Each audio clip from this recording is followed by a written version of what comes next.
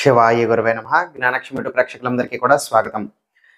మీ యొక్క ప్రేమికుడు లేకపోతే ప్రియురాలు, మీ యొక్క భార్య లేదంటే మీ యొక్క భర్త, మీ మధ్యన కనుక మనస్పర్ధలు అనేటువంటివి ఏర్పడ్డాయి, లేకపోతే గొడవలు అనేటువంటివి ఏర్పడ్డాయి, ఎడబాట్లు అనేటువంటివి ఏర్పడ్డాయి, దూరం అయిపోయారనుకోండి. మీ యొక్క బంధం అనేటువంటిది చెదిరిపోయిందనుకోండి. మూడో వ్యక్తుల వలన కావచ్చు, చెప్పుడు మాటలు విని కావచ్చు, మీ మధ్యనే మనస్పర్ధల వలన కావచ్చు, కుటుంబ సభ్యుల పరిస్థితుల వలన కావచ్చు, ఏదైనా సరే. మళ్ళీ కూడా తిరిగి మీ యొక్క బంధం అనేటువంటిది విపరీతమైనటువంటి ప్రేమాభిమానాలు, ఆకర్షణతో కూడుకున్నటువంటి బలమైనటువంటి బంధంగా మీరు దాన్ని మార్చుకోవాలి అని అనుకుంటే, ఇప్పుడు నేను చెప్పబోతున్నటువంటి ఈ యొక్క పరిహారాన్ని ఆచరించండి.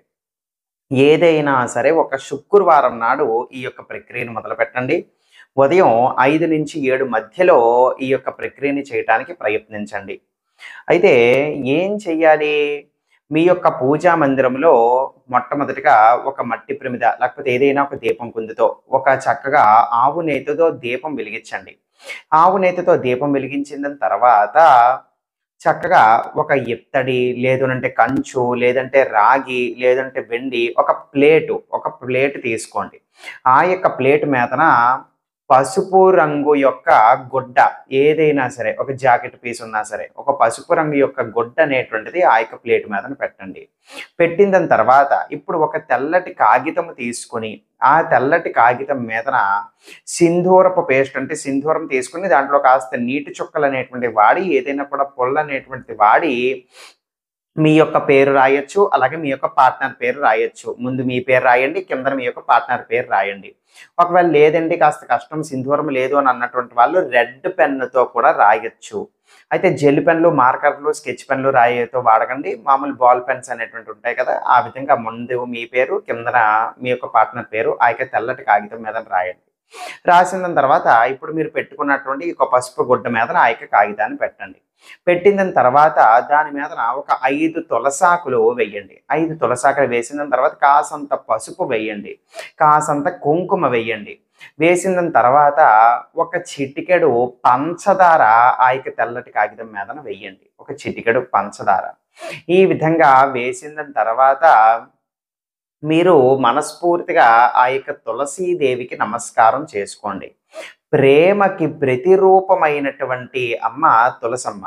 కాబట్టి ఆ యొక్క తులసీదేవికి చక్కగా నమస్కారం చేసుకుని మీ పట్ల ప్రేమ అనేటువంటిది మళ్ళీ కూడా ఆ యొక్క అవతల వ్యక్తికి చిగురించాలి. వాళ్ళు మీ పట్ల ఆకర్షింపబడాలి, మీ పట్ల వశీకరింపబడాలి, మీ యొక్క ప్రేమను అర్థం చేసుకోవాలి.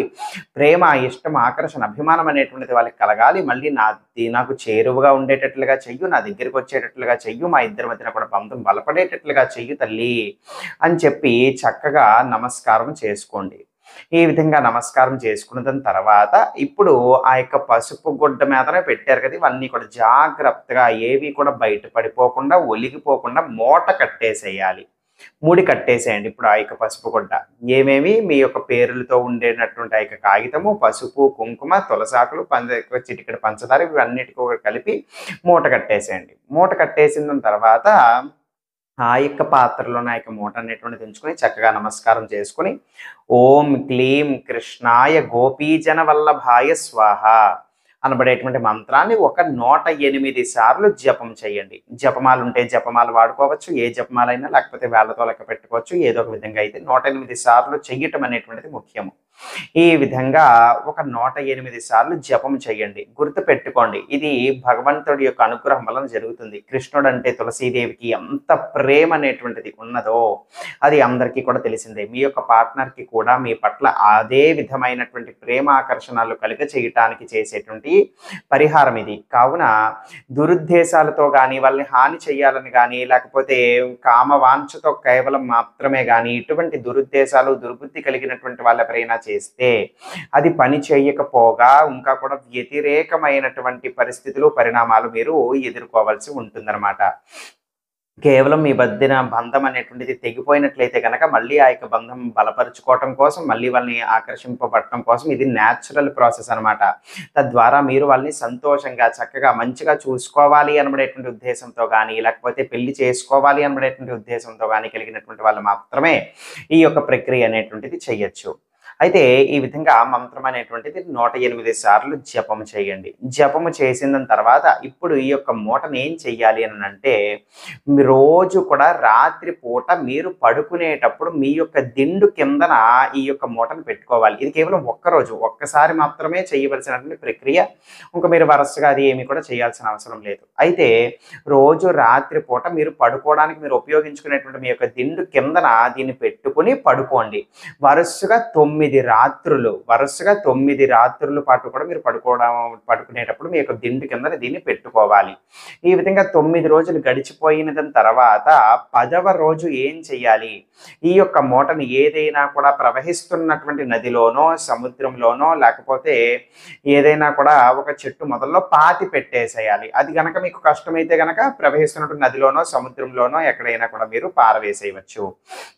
ఈ విధంగా చేస్తే గనక మీ మధ్యన ఉన్నటువంటి డిస్టర్బెన్సెస్, మనస్పర్ధలు, ఈ గొడవలు ఇవన్నీ కూడా తగ్గి మళ్ళీ కూడా మీ పట్ల ప్రేమ అనేటువంటిది అవతల వ్యక్తికి చిగురిస్తుంది. ఆకర్షింపబడతారు, అభిమానం అనేటువంటిది కలుగుతుంది. మీ యొక్క బంధం అనేటువంటిది చాలా చక్కగా బలపడుతుంది. ఆ యొక్క తులసి కృష్ణుల మల్లె. అర్థమైంది కదా? సర్వే జనా సుఖినో భవంతు. శివార్పణమస్తు.